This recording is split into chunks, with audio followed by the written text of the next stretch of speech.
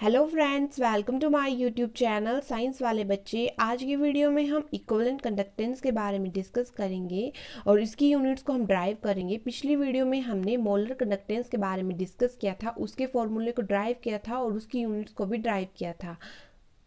Molar conductance का हमने formula बताया था मैंने आपको, K into we M. K था कंडक्टिविटी, वी एम था मोलर वॉल्यूम।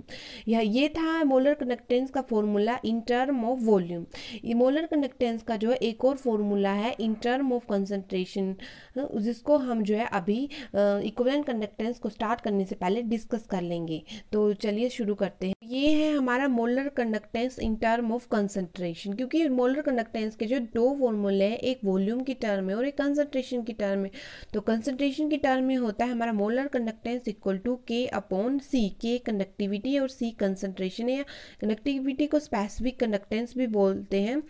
तो आपको पता है कंसंट्रेशन हमारी होती है number of moles upon volume. इसको हम ऐसे भी लिख सकते हैं V अपॉन एन। जब इसको सोल्व करेंगे तो N अपॉन V ही बन जाएगा। और आपको पता है हमारा Vm होता है हमारा, देखो यहाँ पर मैंने लिखा हुआ है volume upon number of moles. ये आ गया हमारा वॉल्यूम, ये आ गया नंबर ऑफ मोल्स, तो ये आ गया हमारा Vm। और जब आपने पीछे हमने मोलर कंडक्टेंस का इन term of volume formula drive किया था K इंटू वी एम, यहाँ पर हम Vm की वैल्यू पुट करेंगे जो है 1 अपॉन सी। तो हमारे पास आ गया Vm equal to K upon C. ये फॉर्मूला जो है हमने यहाँ से ड्राइव कर दिया। तो चलो अब इक्विवेलेंट कंडक्टेंस को शुरू करते हैं। तो सबसे पहले आपको पता होना चाहिए कि इक्विवेलेंट कंडक्टेंस क्या होता है। तो जब भी किसी पर्टिकुलर वॉल्यूम में हम 1 ग्राम ऑफ इक्विवेलेंट डिसोल्व करते हैं और उसके आयंस के द्वारा जो कंडक्टेंस जनरेट होता है उसको बोलते हैं हम इक्विवेलेंट कंडक्टेंस। या आप ऐसे भी समझ सकते हो कि जो 1 ग्राम ऑफ इक्विवेलेंट के द्वारा आयंस बनेंगे उनकी जो कंडक्टिंग पावर होगी उसको हम बोलते हैं इक्विवेलेंट कंडक्टेंस। अगर आपसे एग्जाम में पूछा जाएगा तो आप कुछ इस प्रकार से इसको लिखोगे, the conducting power of all the ions produced by dissolving 1 gram equivalent of electrolytes in solution is known as equivalent conductance. इसको डिनोट करेंगे हम लैम्डा ई क्यू, और इसका फॉर्मूला होता है हमारा K इंटू वी। के कंडक्टिविटी या स्पेसिफिक कंडक्टेंस, वी हमारा होता है वॉल्यूम। अगर मान लो कि आपको फॉर्मूला लर्न नहीं है तो आप इसको जो है एक और वे से कर सकते हो जहाँ पर फॉर्मूले की ज़रूरत नहीं होती है, पर इक्विवेलेंट कंडक्टेंस वैसे भी निकाल सकते हो। सबसे पहले आपको पता होना चाहिए कि मोलैरिटी क्या होती है। मोलैरिटी होती है हमारी number of moles of solution upon volume of solution in litre. और नोमैलिटी जो है इन टर्म ऑफ इक्विवेलेंट होती है number of grams equivalent of solute upon volume of solution in litre. अब आपको एक यहाँ पे रिलेशन दी हुई है, ये है हमारी molar conductance equal to Z factor into equivalent conductance. देखो Z फैक्टर यहाँ पर राइट हैंड साइड मल्टीप्लाई की फॉर्म में, जब लेफ्ट हैंड साइड जाएगा तो डिवाइड की फॉर्म में आ जाएगा। यहाँ पे आ गया molar conductance upon Z factor equal to lambda E Q, जो है इक्विवेलेंट कंडक्टेंस। तो यहाँ पर हमारे पास ये फॉर्मूला बन गया equivalent conductance equal to molar conductance upon Z factor. आपको अगर फॉर्मूला लर्न नहीं है तो आप इक्विवेलेंट कंडक्टेंस को ऐसे भी मतलब ड्राइव कर सकते हो।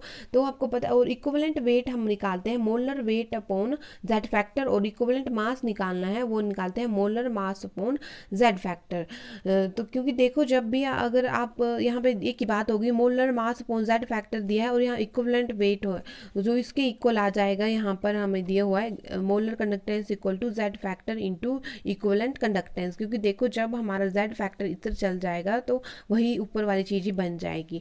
इसकी यूनिट्स की तरफ आते हैं तो इसकी यूनिट्स होती हैं मोम inverse centimetre square gram equivalent inverse. वो ड्राइव कैसे होगी मैं आपको बताती हूँ। देखो यहाँ पर हमारे पास ये रिलेशन दी हुई है, मतलब जो फॉर्मूला दिया है हमारे पास molar conductance, sorry molar conductance नहीं होगा, यहाँ पर होगा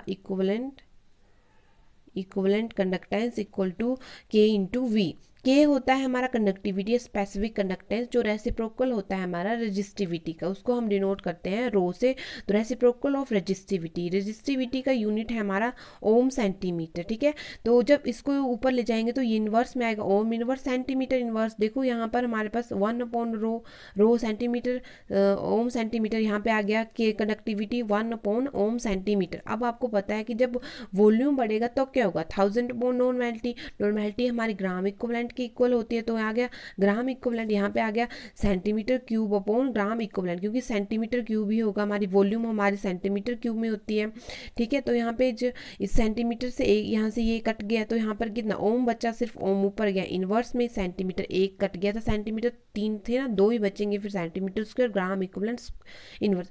अगर आपको ऐसे नहीं समझ आ रहा है तो मैं एक और वे से आपको बताती हूँ इसको। यहाँ पर जो है हमारा कंडक्टिविटी का यूनिट निकल गया था ओम इनवर्स सेंटीमीटर इनवर्स, इस वाले इसमें हमने जो इसको कंसीडर किया था। तो ऐसे नॉर्मल आपको कंडक्टिविटी का यूनिट पता होना चाहिए, ओम इनवर्स सेंटीमीटर इनवर्स। ठीक है, और वॉल्यूम हमारे पास आ गया centimetre cube upon gram equivalent, क्योंकि देखो जब बढ़ेगा तो 1000 अपॉन नॉन मेल्टी आ जाएगा, नॉन मेल्टी हमारा ग्राम इक्विवेलेंट के इक्वल होता है, तो हमने यही वहाँ पर सब कुछ लिख दिया। अब आपको पता है इसको ये अपोन में ऊपर ले गए तो इनवर्स में आ गया ये।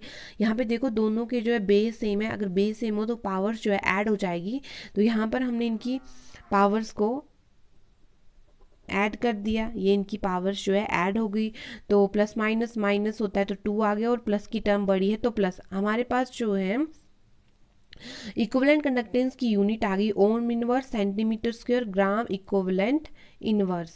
अगर आपको वीडियो पसंद आई हो तो आप लाइक करें, चैनल को सब्सक्राइब करें और अपने फ्रेंड के साथ वीडियो को शेयर करें।